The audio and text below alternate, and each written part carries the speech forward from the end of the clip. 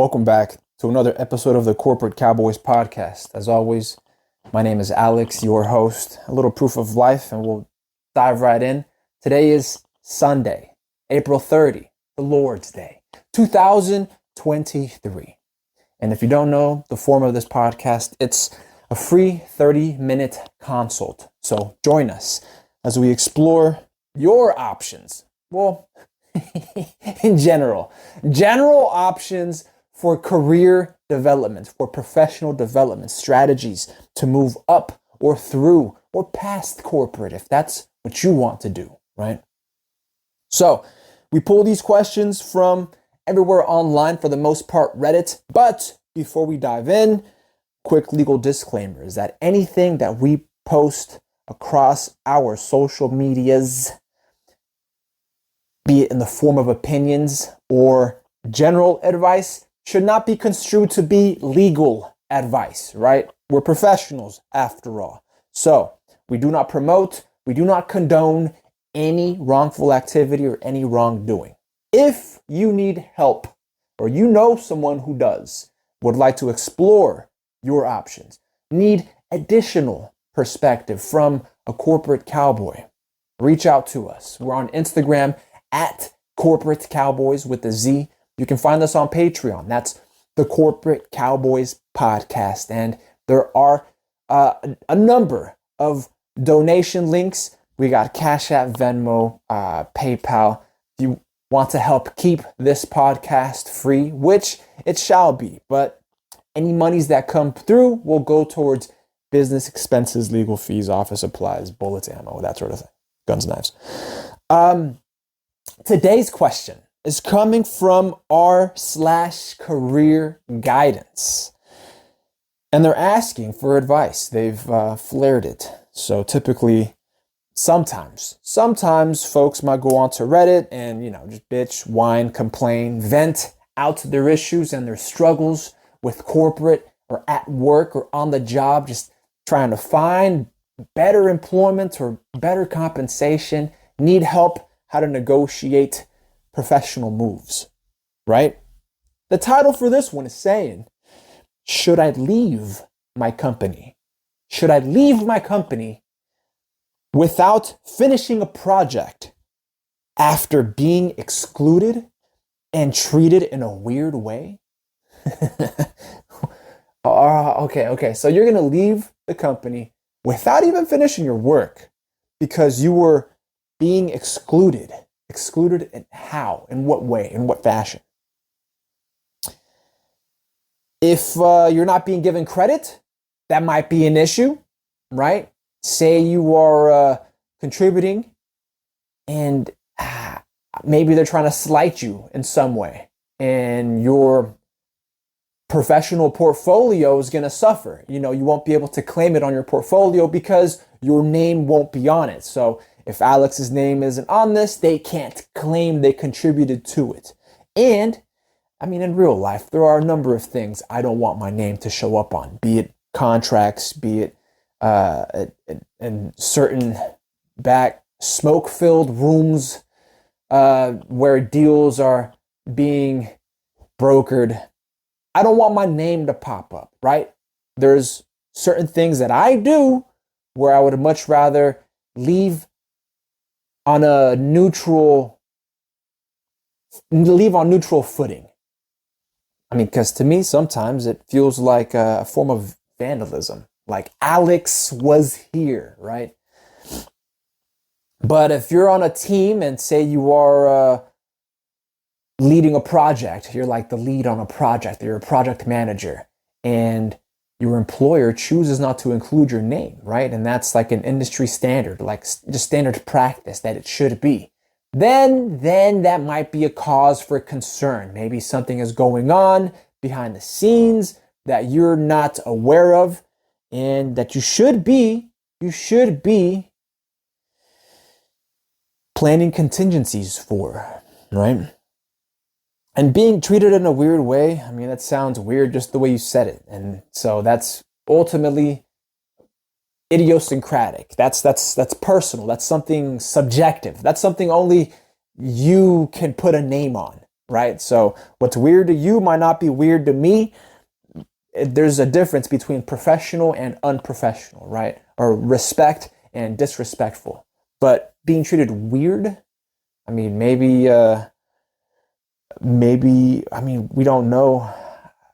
We don't know how long this hypothetical client has even been with the company. Maybe they don't know their policies and procedures, and they think, because something was enacted or there's a policy in play now, that it's weird, right? So we don't know the background.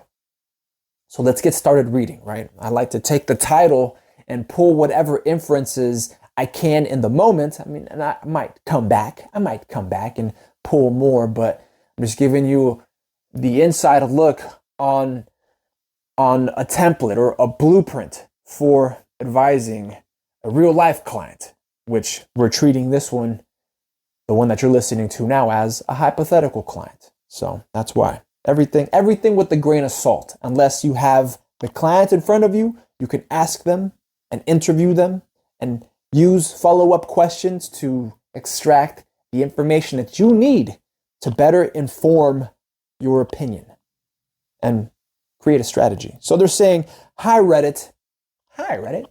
I'm a junior specialist who's been doing a mandatory unpaid internship at a small company for the past 8 months.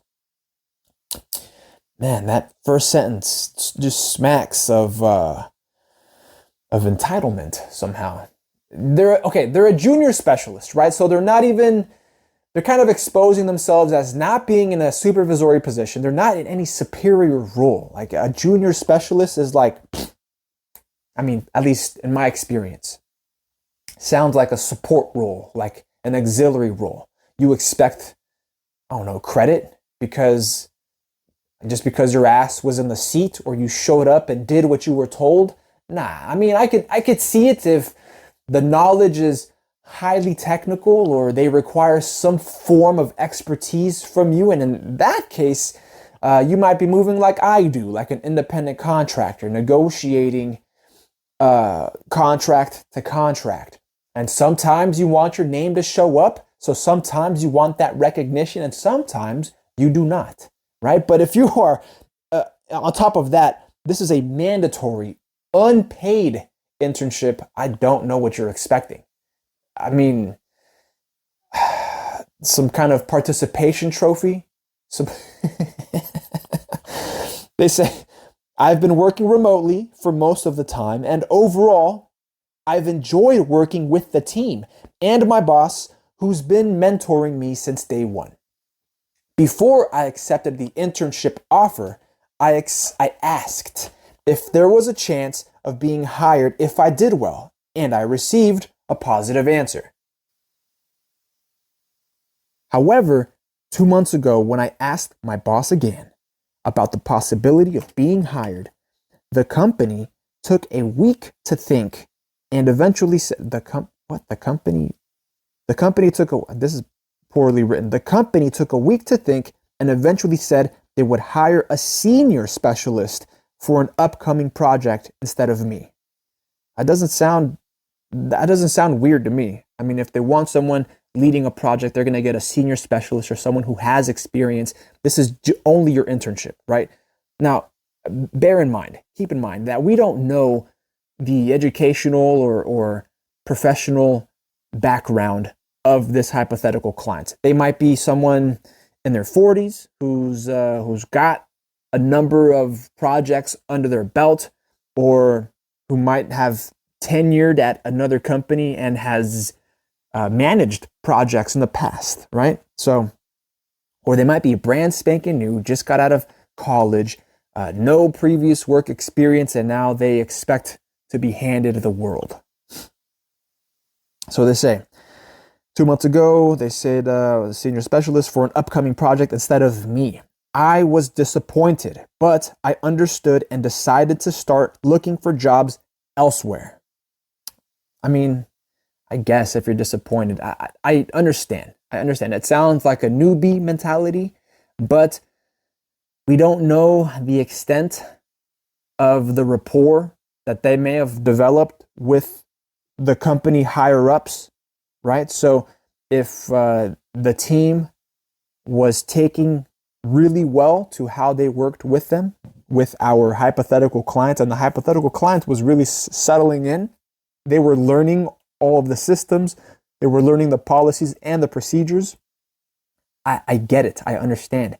It feels a bit like betrayal. Like you thought you were a part of the team, especially because you showed up. You were very active. You took the initiative on top of being unpaid, right? So it feels like you were volunteering. Granted, they're saying that this was mandatory, but I mean, it low-key feels like a volunteer position just to get the experience. And you were hoping for a job. Whether or not that was at the junior or the senior specialist level, that's personal. That's personal. Just how much rapport you could have built, the kind of trust and confidence you could have developed with the hiring committee or with management or with your mentor to have them go to bat for you and give you a shot. So they say, however, Then 2 weeks ago, the company approached me about a new big project they wanted me to take on. I reminded them that I only had 1 month left of my internship, but they said they would pay me if the project took longer than 4 weeks. I agreed to work on the project because I found it interesting. So far, so good. As an aspiring professional, I like the fact that our hypothetical client here set their limits, set their bounds, put their boundaries up and said, you know what, my internship is up in a month. So, I mean, I don't know if they said explicitly, if you expect me to stay on longer, then you gotta, pay me. But the company came out and said it. So I hope that the hypothetical client here got that in writing. If they didn't get it in writing, who's to say the company owes you a dime? So they said, however, things got weird when I mentioned to the CEO and other leaders during a meeting that I had an upcoming interview with a big tech FANG company. Big tech, what is that? Facebook, Apple, Amazon, Netflix, Google, right? I think. Is this still Facebook? Wouldn't it be Mang? Meta? The reaction was strange, as if they weren't aware of my job search. After that, the leaders started to manage me directly, even messaging me during weekends, while my boss seemed unaware of the situation. At the same time, the CEO ignored my messages and questions, and I had to ask my boss to help get an answer from them. Okay, so yeah, you're working on a big project and your managers want situation reports.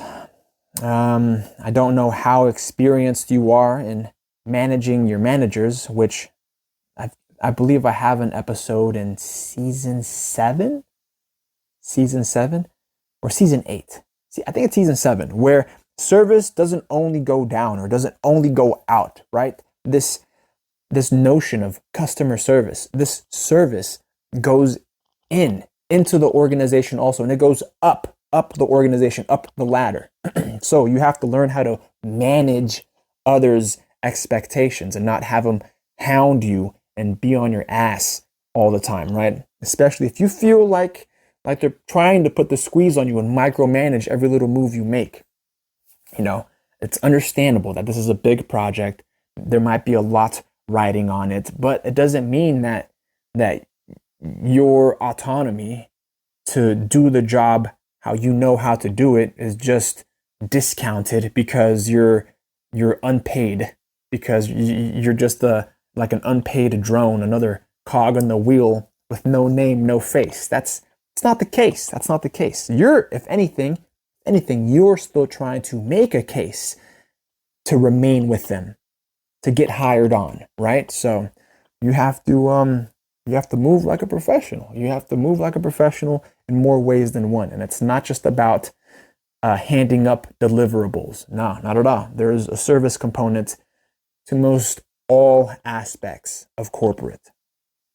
So they say recently, the company posted an investor presentation that featured information about all of my coworkers, including interns and people hired through outsourcing companies, but excluded me. When I reacted with a thinking emoji, they deleted it. I'm starting to feel excluded and bullied, and am struggling with the projects they want me to work on. But at the same time, I feel like I'm throwing my boss and the rest of the team under the bus. Am I the asshole for thinking that this situation is weird and for wanting to quit before finishing the project? I appreciate your advice. Okay, I see. I see what the hypothetical client is getting at, right? So they've had conversations early on in the internship, and I feel like most places they have the shame. It is a shame. The same spiel where if you work hard enough and you show you are capable of doing the job, then they may offer you a position and keep you on, right? That's pretty standard. That feels pretty standard. But then adding on additional duties. I don't know what type of internship agreement you signed on with, right? But you definitely want to read that. It all comes back to contracts. Read what it is you signed up for, right? If they're having you do some other bigger project and you're in a lead capacity now where you're managing it and facilitating it, you want to refer to your contract, whether or not it's outside of the scope of what you signed up for as an unpaid intern.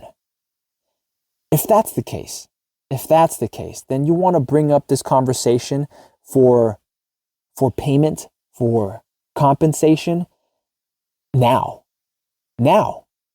because you're already working on a large project. You're reporting to supervisors.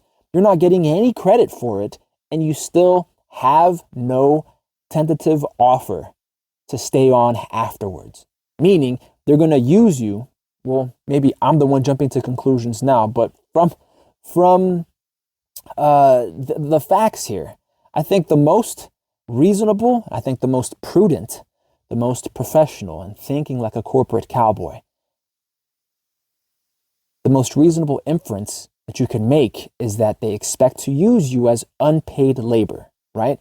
So they could they might as well justify it as, well, we taught you how to do this, and we taught you how to manage a project, and we taught you all this other technical work, right? So we don't have to pay you. But if you don't want to stay on, right? If you don't want to stay on, if you don't want to learn, if you see this blade goes both ways, right? If you don't want to stay on and learn and pick up everything they're putting down, then you can leave.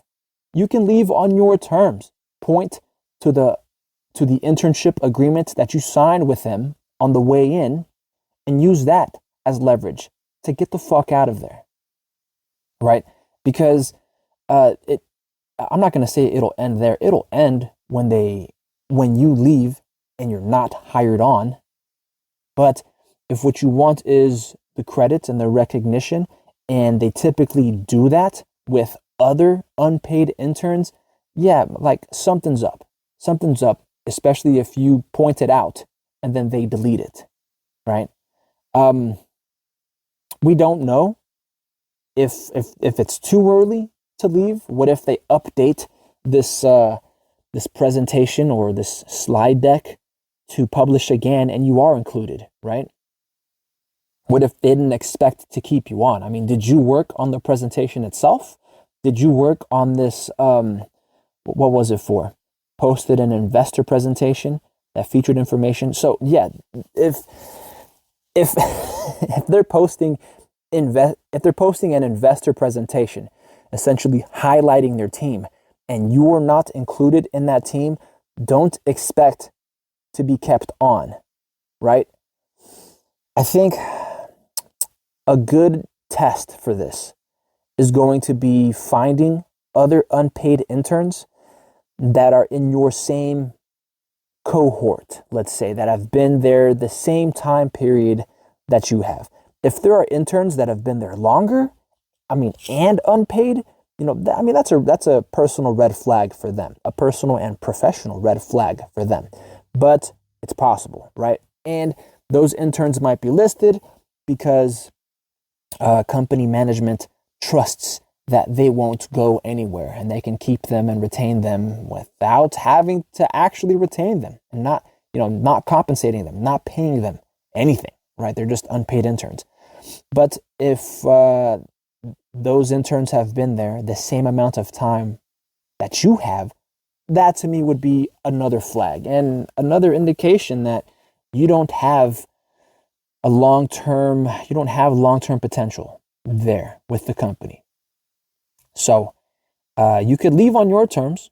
You could bring up the agreement that you signed as an unpaid intern when you first walked in, and you could use that as leverage to negotiate getting paid what you are commensurate, getting paid with opportunity, getting paid with the fucking job, with money, getting paid what you are worth, especially if they're having you do work that is outside the scope of just an unpaid internship. So, that being said, feeling bullied, you haven't really included any facts in here. The hypothetical client has not included any facts that would indicate that they're being bullied or that they're trying to embarrass them or shame them somehow. Yeah, no, they haven't included any of that. And they do follow up with, I'm struggling with the projects they wanted me to work on. But at the same time, I feel like I'm throwing my boss and the rest of the team under the bus. To that, I say you're an unpaid intern. What the fuck do they expect? As an intern, you're supposed to be learning on the job. That's the point of an internship, right? If they wanted you to carry out the work, no questions asked, then that implies that you already know the answers to those potential questions and that you have the experience, the technical know-how, the expertise, if you will, to do the job and not ask for help. So then why the fuck would you even have a mentor in the company, right? No. Go ahead and ask those questions. You're not throwing anyone under the bus. It's an internship, for goodness sake. You want to know, so you ask what you need to know. That's it. You're learning. You're learning. I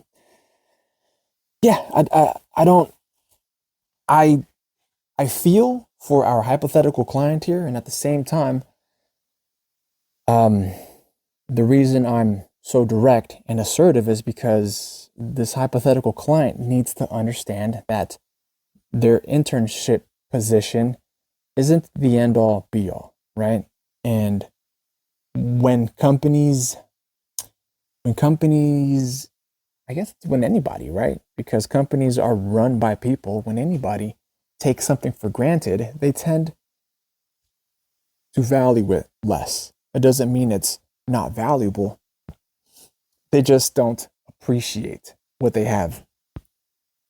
Especially if you're pulling more than your weight, right? Ask yourself. Here's another question. Ask yourself, are the other interns also leading? I don't know if you're leading or not. It sounds like you're working on a big project, but are the other interns also working on comparable projects, right? Relative to the one that you're working on. Now, the facts that the hypothetical client gave us don't lend themselves to that inference that they're like already leading, that they're like a project manager, but still an unpaid intern and, technically an unpaid project manager. No, they're not telling us that. They're still an intern, but they're working on a big project. So it could be that they're giving them more complex tasks than what they were used to in the previous smaller projects. And that might be what's tripping them up, or that might be what's confusing them, or that might be what they need help on. And that is what you have a mentor for. That is when you ask questions. That is when you write them down and you follow up with them in conversation. You get the feedback on what you have been doing and how you can improve. You're an intern. You are an intern. And even then, if you were a brand spanking new employee, if you were entry level, I would expect you. If I'm the one hiring you, I would expect you to ask questions when something comes up that you don't understand or you don't know how to deliver on. I mean, because it comes down to deliverables. And if as an intern, they're expecting deliverables of a level, at a level or of a caliber that you haven't been trained in, that you don't have prior experience in, then they're likely doing their investors, their quote unquote investors, a disservice, because they're technically outsourcing this work that might be highly technical and specialized to someone who's unpaid and untrained. So you have a lot to leverage. It's just a matter of putting things into perspective and strategizing the best way to navigate your situation. So if you need the help to do that with, I mean, our rates are more than fair, are more than reasonable. Reach out to us. The money that you spend sitting down and getting a consult, it's like therapy. I mean, for me, these free consultations are therapy, and what I do in my day-to-day, well, that's what I get paid for, right? But if you don't have, say, friends or family that you could go to in a professional circle and get their opinions, then the money that you invest in yourself by getting this added perspective pays off in dividends in the future. Pays off in dividends in the form of knowledge, in the form of money, in the form of liberty, in the form of empowerment. So, yeah, definitely don't sell yourself short, and don't do yourself a disservice. Let's take a look at one or two of these comments right here, real quick here. Let's take a look at one or two of these comments here real quick, and I'll critique them for you. I did mention this podcast has been therapy since season 1, episode 1. So if you think you caught me lacking, I'm just practicing. This is all target practice. Catch me in real life. I'm shooting from the hip. I'm doing it moving, cutting and running. The first comment here says, you leave when it's right for you. And in the future, never, ever mention that you are interviewing, especially not to the CEO. Yeah, I think you fucked up by mentioning you were interviewing. I didn't so much touch on it because you had already said that you were interviewing, and then they took you off with this little presentation that made you feel some type of way. So it kind of sounded like you weren't staying regardless, right? But in the future, yeah, if the internship doesn't pan out, or if you've already been given the forecast, right? If the writing is already on the wall that you're not staying, don't tell them you're leaving. Just leave at the end of your internship term. Just live out this last month, right? These last 4 weeks on this big project. But in the meantime, you should be actively applying and interviewing. You should. You don't have to tell them you're doing that. Why? Because it on top of that, it also makes them think like, put yourself in the manager's shoes. Sure, they might be a dick. Sure, they might be exploiting the quote free labor that they have in you, but you don't think they know that, right? They have unpaid labor, so they're not expecting like top quality. Still, they expect quality, which is why you got managers hitting you up left and right on night and weekends. And really that should just be a form of practice for you to manage their expectations, to let them know that um, you'll get to it when you get to it in a nice and considerate and professional way, right? You should know how to converse professionally with them, so you could manage their expectations and not get let go, obviously, because you absolutely can get fired as an intern, but you want to live out the rest of your month, pick up the rest of this remaining experience from this big project. And we don't know what your duties are. So if you are a supervisor at this point, beautiful. Put that on your resume. Get hired somewhere else. Negotiate your worth. You don't have to stick around or leave and be like, this is also outside the scope of my internship, right? Live it out. If they don't want to give you the credit, nice. They could always, if you are applying in the future to another place, you may have to give a reference of where you worked, but but this this more behooves you to build good network properly and good connections with the firm that you are at now, so that when those references come down, they're only positive. They're glowing references, because you don't want I mean, at this point, you kind of did soil um, that bridge. You kind of shit on that bridge. You didn't so much burn it, but you kind of shit on that bridge. So if a future employer calls him and asks, "Hey, do you know Alex?" "Oh yeah, Alex wasn't minding his work. He wasn't really attentive. He was actively, working on something else while we had them on a big project." So they could sabotage you, right, and say that you are not apt for the corporate world, especially if they knew that you were applying and interviewing to other places at the same time. That could come back and bite you in the ass. But you want to keep it on the down low, especially if it's an internship. If it's something that's not panning out, more often than not, they know. They know you're applying. They know you're interviewing. They know you're seeking a job. I mean, you're not getting paid unless you're some type of trust fund kid who's just there. I'm just here for the experience only. And you stick around as an unpaid intern for years at a time. And that's why you're getting the name recognition and the presentation. I mean, does it matter at that point? You ain't getting paid unless they're doing, yeah, unless they're doing extraordinary work.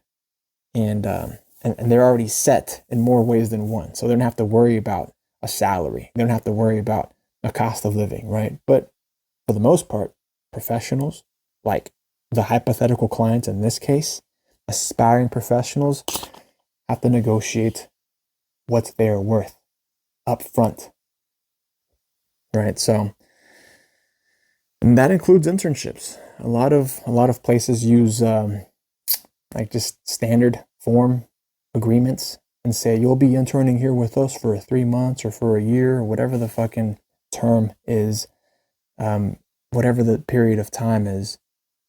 But even in that agreement, you can write in like at what stages or at what phases you will receive feedback or evaluation in order to receive an offer. Like, you don't have to be hanging on to every word that comes from your manager, like, "Oh, we might hire you, we might not. Oh, when application season rolls around, you should submit one," or whatever. Like, no, you could have that set. You already have your foot in the door.